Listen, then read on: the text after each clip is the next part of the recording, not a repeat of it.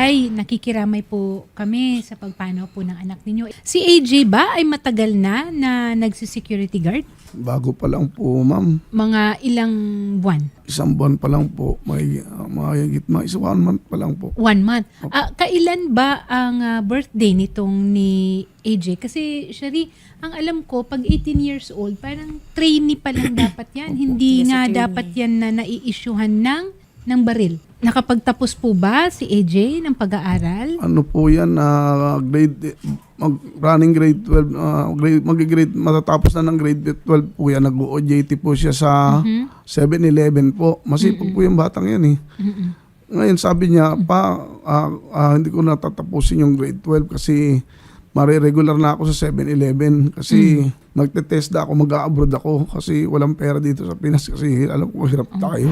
Magandang hapon po sa iyo, Sir Oji. Tama po ba na siya isa sa inyong mga security agency guards? Opo, yes ma'am, opo. Agad-agad po ba ito siyang na-deploy or nag-undergo ba ito ng some kind of training? Bali ma'am, trained naman po ito ma'am si AJ kasi meron po siyang LESP yung license to exercise security profession. Okay. May lisensya po siya ng paggagwardya. So nag-apply po sa amin siya March 17, 2026. Tapos nag-deploy po siya March 27, 2026. Okay. Yun pong license niya, saan po galing yun? Bali ma'am, so siya pong nag-i-issue po nito ma'am sa Camp Crame po yan. Okay.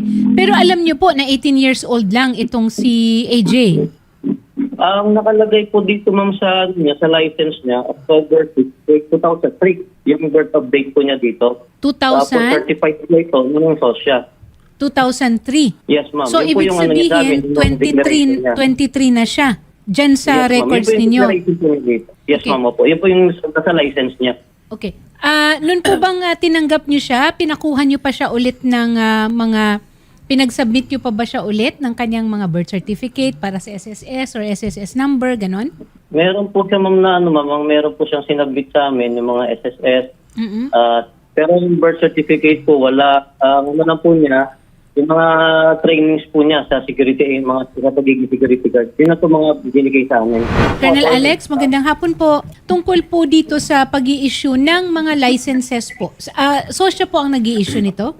Tama po ma'am. Asosyo po ang nag-i-issue po ng license. Okay. Sosya din po ang nag-secure ng kanilang mga certificates of training or dyan kayo po ang nagpa-facilitate? Ang mga training po ng ating mga security guard o ng mga applicant po ng security guard, ito po ay ginagawa po sa mga security training agency. Okay. Po, Private Security Training Agency or PSTA. Ito po ay accredited ng SOSYA. Sila na po ang nagkakandak ng training. Dito po sa kasong ito, ang meron pong certificate of live birth dito si AJ at ang nakalagay po na date of birth niya ay October 6, 2007. Opo. So, ibig sabihin po, as of even date, nung kanya pong pagtatrabaho, ay 18 pa lang siya technically, tama ba? Magna-19 pa lang siya ngayong October. Colonel Recinto, ano po ba ang rules natin regarding po sa hiring ng... Ang atin pong mga security ay may mga category. Okay. Kung ang ating pong security ay 18 years above and below 21, Opo. ang kategory po nila ay watchman. Watchman, oo. Opo. Ang watchman po ay ito po ay hindi po pwedeng humawak pa ng firearms. Hindi pa po sila dapat nai-issue ng firearms. Okay. Yun po ang mga watchmen. Pag above 21 naman po, yan po mga security guard. Pero ang license po naman niya is security guard. Sila naman po ang pwedeng humawak na po ng firearms. Okay. Paano po na-ensure, katulad po dito, pwede po ba natin siguro i-pull out yung certification or certificates po na na-issue ng SOSYA at saka kung ano po ang record dyan sa inyo ni AJ? Kasi according to Sir Oji, ang operations manager ng J10 Security Agency, ang representation po ni AJ sa kanila ay he is 22 years old. Ano po ang proof ng date of birth natin, Sir Oji? October 6, 2003 po. Saan po nakalagay yung information na yan, October 6, 2003? Sa mismong license po niya, ma'am. Ang nakapirma po dyan, issued by SOSYA. Tama? Yes, ma'am, opo. Colonel Alex, how can we validate po kaya kung unang-una, is that license or certificate authentic? And then number 2 po, ano po ang basis pagka nag-i-issue po kayo ng license? Kasi if at all, may mga misrepresentation dito if ever. Tama po yung attorney. Yes. May mga requirements po tayo bago ma-issue ng license. Una po is, meron na po sa certificate of training. At kung nakatapos na po sila na dito, ay sinasubmit din po yung mga PSA, birth certificate. Okay. Opo. Pero kung maaari po nating makuha yung license po niya para ma-verify po natin kung authentic po talaga yung Yun. license niya. Oo. At i-compare po namin sa mga records naman po sa amin, sa SOSYA, at sa records ng training agency. Para Yun. talaga makita po natin paano po nangyari yon na ganun ang edad pero nakakuha siya ng training Oo. at saka license. Yun po ang ating iimbestigahan. Ang ano po ba, ang mga security agency, are they not required to validate po the authenticity o ng mga certificates or licenses? Dapat po, attorney, yan po unang-una dapat ginagawa ng mga agency. Oo. I-verify po nila kung authentic yung license. Kasi Opo. baka mamaya maraming mga fake, no? Tama po. Actually, may marami po tayong nahuhuling mga fake pag nagbe-verify na dito. Actually, nagkandak na rin po tayo ng entrapment operation dyan sa mga nag-i-issue ng mga fake license sa labas. Oo. Yung mga gumagawa po niyan, meron na po tayo na entrap. Kaya po, yung mga agency ay nag-iingat sa kanilang mga nare-recruit na mga guard. Major Loreto, magandang hapon po sa inyo. Pwede niyo po ba kaming bigyan ng update? Well, base po sa aming pagsisiyasat, no? Doon po sa crime scene is wala naman pong nawala at na-disturb na mga kagamitan doon.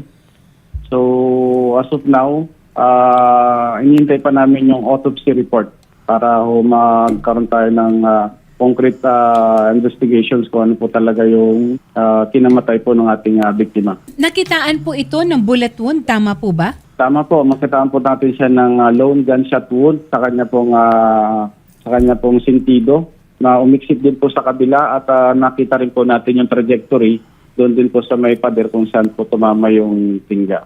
At nung in-inspection po natin yung barrel, meron lang po siyang isang laman na hard na, Oo. empty shell na. The rest of the bullets were nandun lang naman nakalagay sa isang plastic doon sa kanyang drawer. Meron pong mga CCTV sa area? May mga CCTV naman tayo doon sa area, sa may mga kalsada, medyo may kalayuan lang. Pero kita naman yung in and out ng mga sasakyan na pumapasok doon. Actually, yung last na sasakyan na pumasok doon at lumabas ay nailag pa ng ating biktima.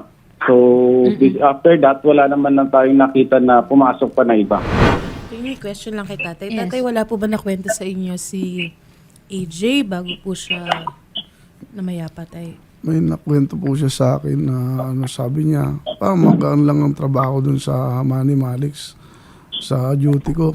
Kasi minomonitor ko din yan eh. Sabi ko, mag-ingat ka anak. So, ang naikwento niya sa akin, sabi niya, may mga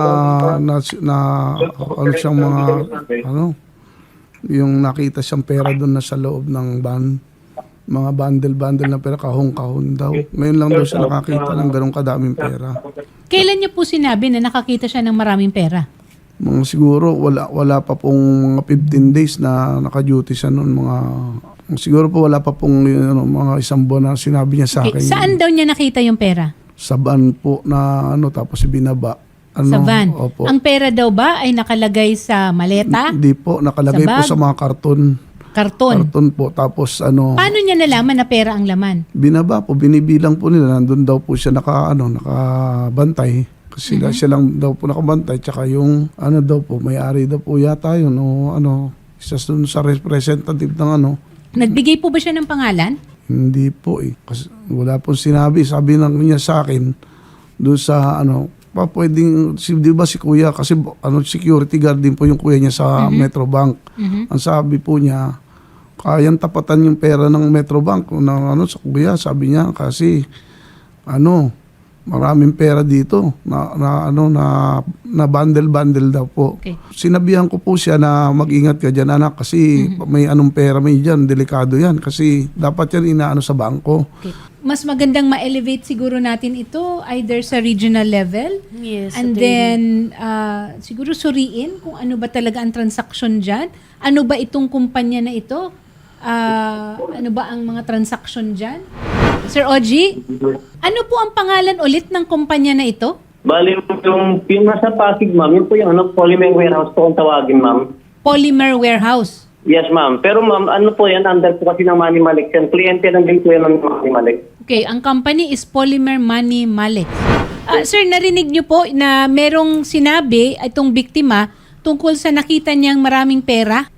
Yun po yung alleged din na sinasabi niya. Pero base naman po sa aming pag-iimbestiga, it's just a simple warehouse. At nakakarton-karton siya doon. At wala naman kami nakikita na talagang ganun. Okay, Ito, which sa behoves the point actually. Kasi nga mukha siyang napaka-unassuming pero baka merong nangyayaring or nagaganap na hindi maganda. Kaya nga po sinasabi natin na pag-igtingan natin as laliman po natin ang investigasyon and maybe call in even siguro na higher level kasi baka hindi lang po ito dyan nangyayari, baka it's some kind of sindikato.